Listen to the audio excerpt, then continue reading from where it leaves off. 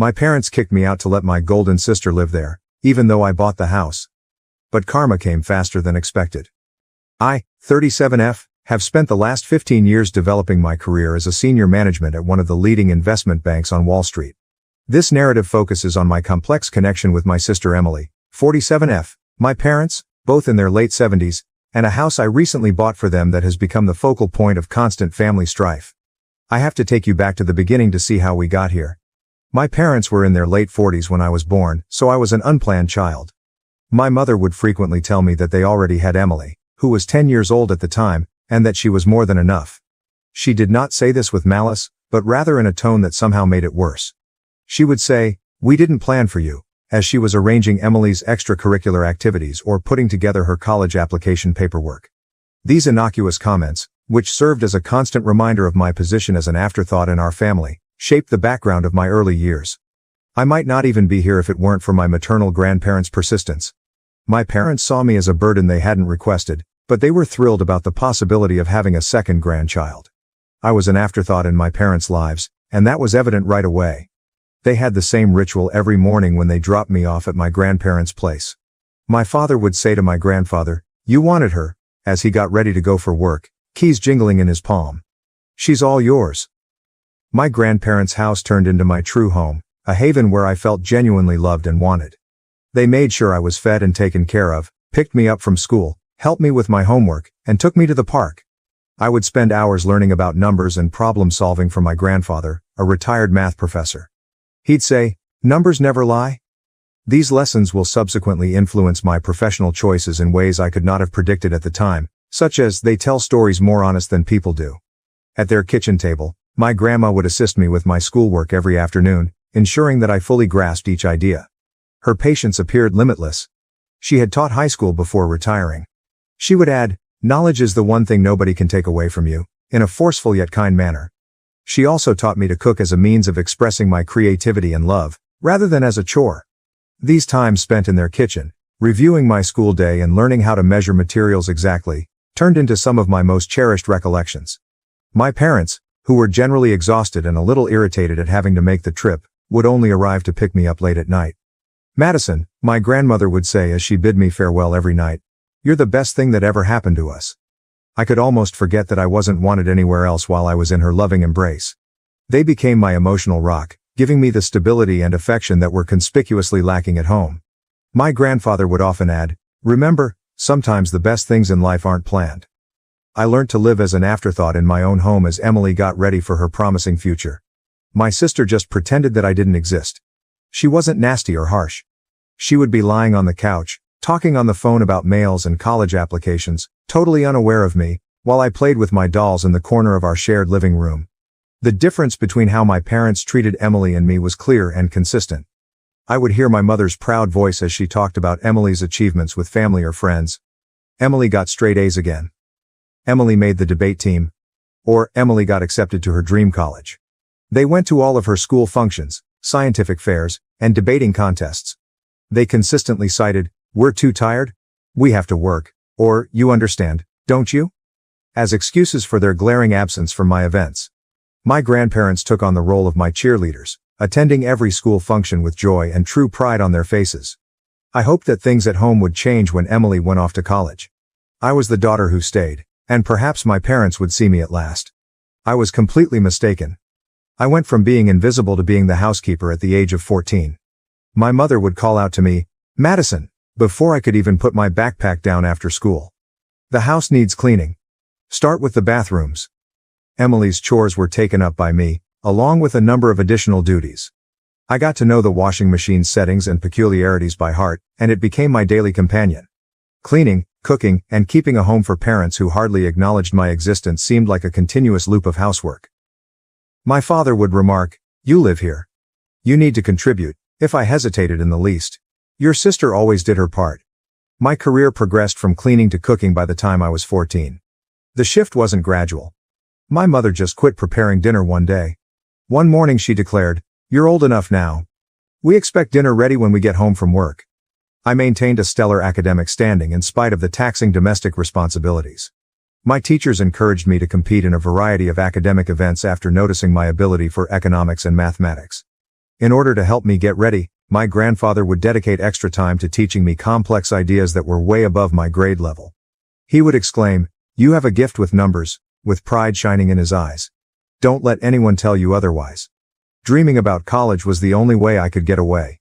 I would go to my room every night after doing the dishes and go through university websites. I would see myself traversing several campuses, distant from the never-ending tasks and chilly quiets. I was rewarded for my diligence in school. Despite my household responsibilities, I maintained straight A's, and at the age of 16, I received acceptance letters from a number of prestigious colleges, including some renowned for their top-notch finance programs. Emily's engagement followed. One Sunday afternoon, she bounded in the front door, pulling a tall, smartly dressed man along with her. She let out a squeal. "Mom, Dad. This is James, we're getting married." You would believe that someone had just declared their lottery victory. With my mother sobbing with happiness and my father already taking out his phone to call family, my parents literally sprung from their seats. "We'll cover everything," my mother exclaimed as she gave Emily a hug. "Our first daughter's wedding has to be perfect." For months, our home was occupied with wedding preparations. Every discussion centered on guest lists, venues, and flowers. With expensive outfits, high-end vendors, and everything at the top end, money appeared to flow like water. Despite attending the wedding, my grandparents didn't appear to enjoy the extravagant decor. My grandfather merely shook his head at the champagne fountain, and I saw my grandma scowl at a sculpture that most likely cost more than a semester's tuition at college. However, they likely already knew what was going to happen, so they kept their opinions to themselves. I gave my parents the wonderful news while sitting at our dinner table with 3 envelopes spread out in front of me on the day I received my acceptance letters. My heart was pounding. "That's nice," my mother murmured, without raising her gaze from her meal. "But we can't pay for it. We spent all our savings on your sister's wedding. Even took out a loan for it. There's nothing left for college." I stumbled and said, "But you paid for Emily's college." Scarcely raising my voice above a whisper. "That was different," my mother said in a condescending tone. "We saw potential in her." The ensuing hush was deafening. "You should get a job, save up some money, and take out student loans. That's what responsible adults do," my father said in between sentences. I had never before dared to leave the table without being excused. Grabbing my phone with trembling hands, I dialed my grandmother. In a matter of minutes, I was crying as I entered their well-known front door. As he heard my narrative, my grandfather's expression hardened, but I could not quite read the sparkle in his eyes. They exchanged a knowing glance after I had told them everything. My grandfather took my hand and said, "Madison, we've been saving for your education since the day you were born, so we've been expecting something like this." He returned with a folder after walking to his study. Bank statements demonstrating years of meticulous saving were found inside. "You can choose any of those universities. We've got you covered." I moved in with my grandparents that evening after packing my necessities. When I told my folks I was going, they were downstairs watching TV and hardly looked up. My mother said, "Whatever you think is best," while keeping her gaze fixed on the TV. Did I hear the relief in her voice? The years that followed were revolutionary. I decided to enroll in one of the best business schools to study financial analysis. My passion in doing things correctly was maybe prompted by witnessing my parents' poor financial management. My zeal and innate financial skills were noted by my lecturers. Before long, I was staying after class to talk about difficult financial ideas. Someone other than my grandparents saw possibility in me for the first time in my life, real potential. I obtained esteemed internships at significant financial institutions during my time in college. Every summer presented fresh possibilities as well as difficulties. Senior managers were impressed by my analytical abilities and meticulousness. During my performance review at Morgan Stanley, my supervisor said, "You've got a natural instinct for this. We'd love to have you back next summer." With the exception of calls with my grandparents, I kept my head down and concentrated on my schoolwork, hardly thinking about my family. I was hired by one of the city's leading financial firms after I graduated. I never would have imagined earning the starter pay. I located a small, clean, and secure one-bedroom apartment. I was thankful every morning that I didn't have to make breakfast for anyone but myself. As I poured myself into every new challenge, my career took off, and I received bonuses and promotions that I could never have dreamed of when I was younger.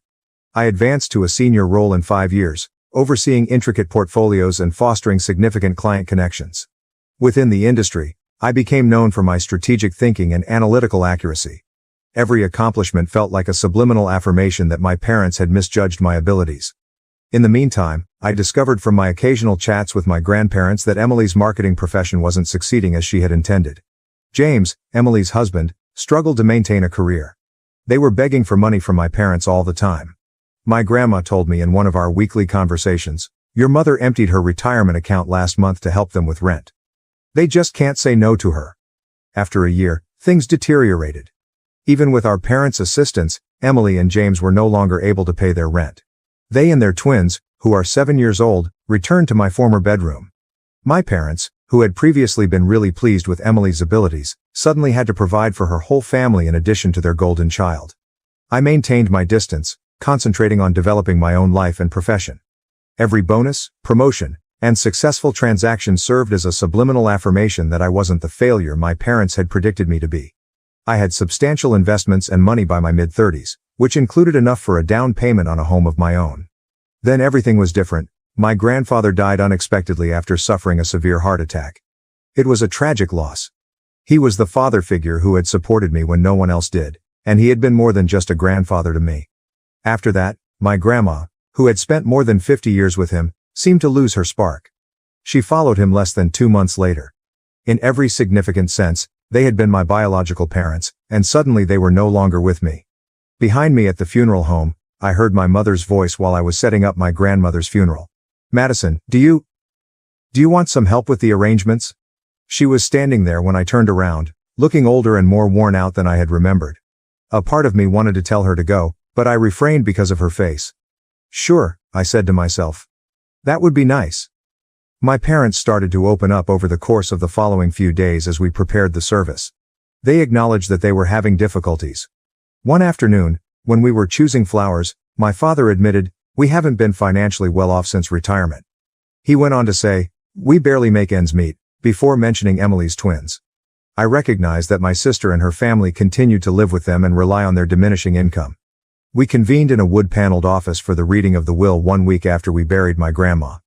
Emily and James were slumped on recliners next to my parents, while I sat opposite from them. The tension was thick enough to sever with a knife, and the room smelled of furniture polish and old papers. Though none of us realized it at the time, what followed would start a series of events that would permanently alter the relationships of our family.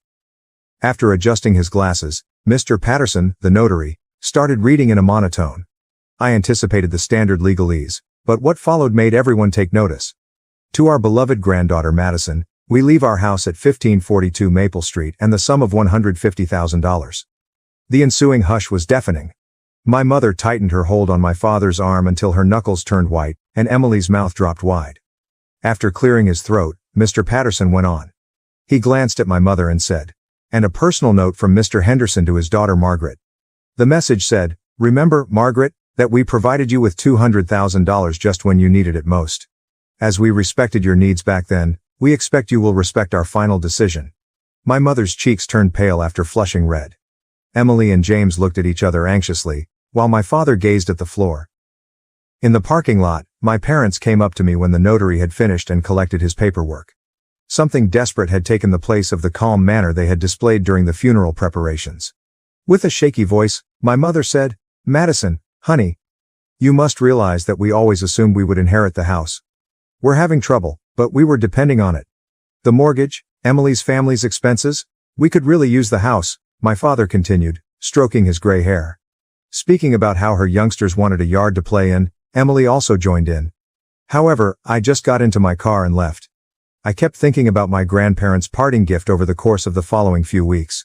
My life was well established near the city, and although the house I had inherited held many priceless memories, it was too large for me alone. In the meantime, I learned about my parents' growing financial difficulties from our weekly chats. Helping Emily and her family had drained their retirement funds, and they were finding it more and more difficult to pay their own mortgage. I gave it a lot of thought before deciding. I would purchase my parents a better house, one that is single-story, has a lovely garden, but is easier to maintain, with the money I make from the sale of my grandparents' house and my own savings. For their retirement years, something cozy. I was shocked by their response when I shared my concept with them. They actually started crying with happiness. After several weeks of house hunting, we eventually discovered the ideal location. A stunning ranch-style house with large doorways and no stairs in a peaceful neighborhood. My folks couldn't stop gushing about how thrilled they were after the purchase was finalized. A proper housewarming party is what we need, my dad said. It is the least we can do to make all the arrangements. That would be beautiful, I said, intending to show them the deed at the festivities. Tell me when, please. Weeks went by. Even though I had a lot of work to do, I kept expecting an invitation. Oh, my mom would say, we're still planning. You are aware that these tasks require time. My father would also say, we want it to be perfect. We'll notify you shortly. I was annoyed by their evasive answers for some reason. One evening, I was putting Emily's name into Facebook following another evasive phone call from my mother. We weren't connected on any social media, and I hadn't seen her page in years. Just hours ago, it was posted, I can't wait for this Saturday's housewarming party for Mom and Dad. I can't wait to celebrate with everyone in this beautiful residence. Numerous friends and family members confirmed their attendance and scores of comments on the page. Pictures showed caterers being hired and decorations being set up. This was hardly an impromptu get-together. Weeks had been spent organizing it. I called my mother with a little trembling fingers. Hello, Mom. I wanted to inquire further about the housewarming party. Do you have a date in mind yet? Oh, honey, not just yet, she said with ease. Most likely in a few weeks. The specifics are still being worked out. Everyone except me, apparently. I had to make a choice as that Saturday drew near. Shall I go up to them? Do I have to let it go? How could they keep me out of the festivities after everything that had transpired, after I had purchased them this house? I would eventually find out, but not in the manner I had anticipated. I parked a block from the house I had purchased for my parents on Saturday. I could see dozens of people mingling through the windows, including Emily's social circle, friends, and relatives. My father offered tours of the house I bought, while my mother, dressed in her special occasion pearls, welcomed guests at the entrance. Twinkling lights and welcome banners adorned the mansion. Laughter and music poured out onto the street. It was obvious that they had spent weeks organizing this housewarming celebration, to which I was not invited. For a while, I sat in my car and watched Emily's twins chase each other past crowds of grown-ups who were ogling them. I could see moving boxes with Emily's handwriting on them stacked in the corner through the wide bay window. The process of relocating her family's possessions had already begun. I inhaled deeply before sneaking in through the side door. The aroma of flowers and catered cuisine filled the house. I heard my father speaking to a gathering of people in the living room when I followed his voice. After all these years of hard work, we finally did it, bought our dream home. My mother excitedly added, don't forget about Emily. She helped so much with the down payment. Such a wonderful daughter, always thinking about family first. Unlike some people, she went on. In response to a question about me, she said, our younger daughter hasn't helped us at all. Too busy with her career to care about family. Heat sprang to my face as I stood in the doorway. Everyone jumped when I said, actually, I think you've got that backwards. There was a dead silence in the room. My dad was the first to recover, grinning tightly. Madison, what a surprise. Especially since you forgot to invite me to the housewarming party for the house I bought, I said as I entered the room. The quiet grew longer. His shoes quickly piqued Emily's husband's curiosity. Inquiring as to why everyone appeared so distressed, one of the twins pulled at Emily's sleeve. You bought it, yes, but it's ours now? You can't expect eternal gratitude, my mother said with a hint of abrasiveness. With the heads nodding around him, my father added, that's right, gaining confidence. And frankly, you're not welcome here. This is a family gathering. And Emily and her family will be living here too, my mom said. They've already sold their house. It's all arranged. The twins need a stable home. I extracted a folder from within my bag.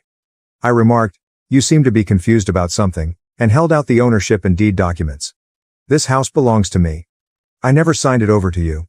The color of my mother's face changed from pale to ashen. My father began to ramble on about his responsibilities to his family. Emily's self-assured grin broke when she became aware that her preparations were failing. Despite my shaking palms, I continued. I was planning to give it to you tonight, maintaining a firm voice.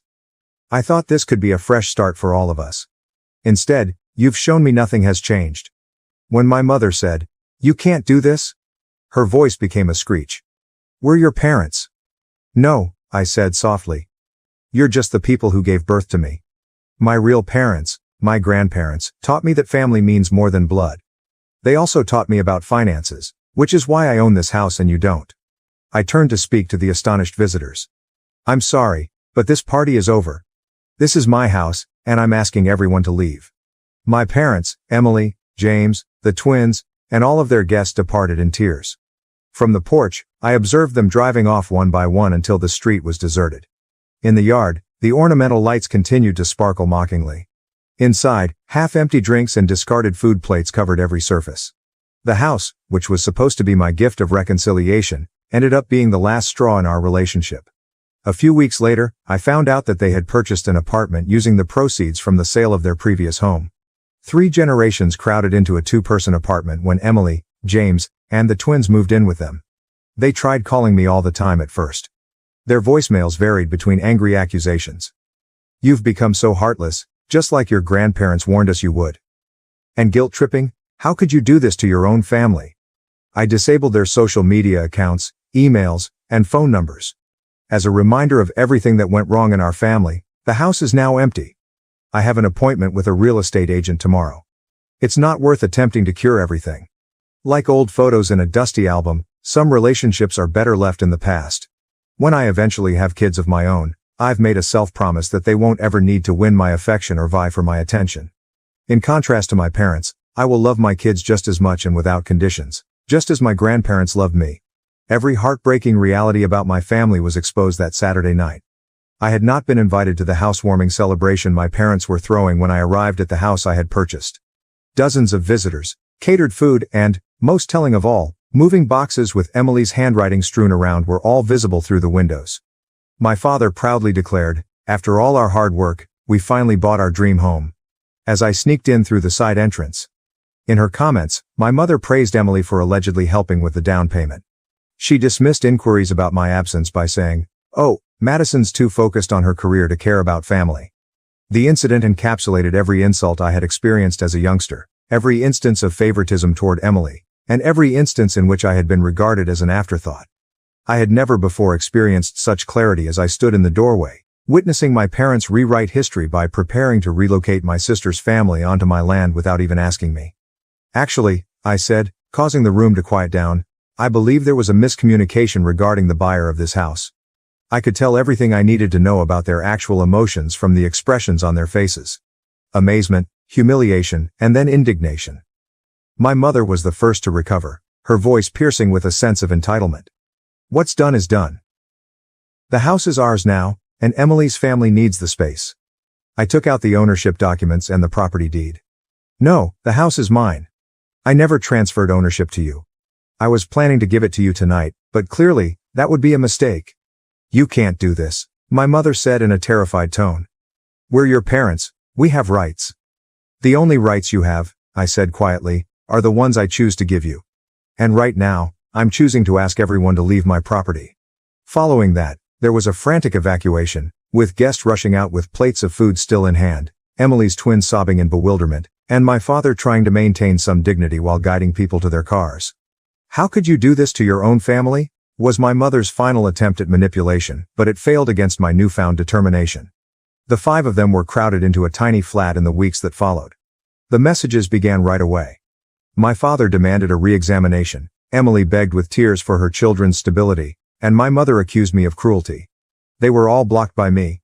The vacant house served as a reminder of what might have been, a new beginning, an opportunity for peacemaking. Rather, it served as the impetus for my ultimate separation from a family that had never fully embraced me. A month later, I sold it and used the money to fund my own future. Some asked if I would ever try to mend those bridges or forgive them. However, I came to understand that forgiving does not always entail letting harmful people return to your life. Forgiving oneself for leaving can be necessary at times. Before putting away the old wedding picture of my parents, I promised my future children that they would never experience the anguish of conditional love, the hurt of being compared to a sibling, or doubt their position in the family. With me, the cycle of partiality and emotional blackmail would come to a stop. Emily's twins were playing in the tiny courtyard when I last drove by my parents' apartment complex. I briefly experienced sadness, but it was for the relationships that never truly existed in the first place, not for the ones I had lost. My grandparents taught me that a true family is based on love, respect, and support for one another, despite the belief that blood is thicker than water. I take their lessons with me as I start this new phase of my life. Love ought to be freely given rather than demanded. Family is more than just genetics. Walking away is sometimes the healthiest course of action. I didn't open my mother's last unread mail, so I erased it. Any defenses or charges it included were no longer relevant. At last, I had discovered how to put my own value ahead of their conditional approval. Their kind of familial devotion has no place in the life I'm creating now. New opportunities await us in the future, free from the burden of attempting to win affection from those who are unable to freely give it. I learned what true family looks like from my grandparents. I'll build that kind of family for myself someday. One based on respect for one another, unconditional love, and the knowledge that each individual is equally important. At long last, the chapter of being the family afterthought is over. Being the author of my own life is only the beginning of my journey. Thank you for watching. If you haven't subscribed yet, please do so and hit the notification bell to stay updated with more shocking real-life stories happening around you.